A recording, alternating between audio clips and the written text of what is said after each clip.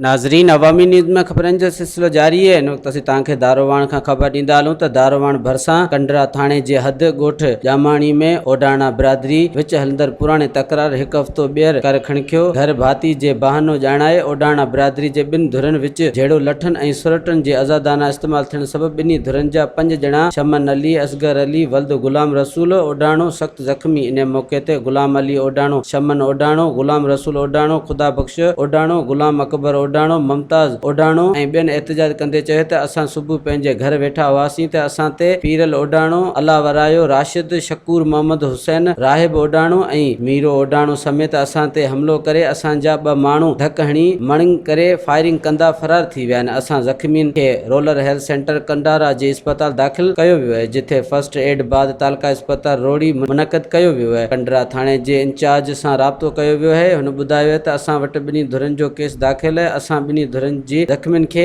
इलाज लाइ लेटर ॾेई छॾियो आहे। आख़िरी इतलाउनि ताईं का बि गिरफ़्तारी अमल में न अची सघी आहे। ॿिन्ही धुरनि मोर्चा बंदि थी विया आहिनि। वधीक झेड़ो थियण जो इम्कान आहे। वधीक ख़बरनि ऐं तफ़सील जे लाइ विज़िट कयो असांजी वेबसाइट awamiNewsHD.com ऐं ॾिसंदा रहो अवामी न्यूज़ HD।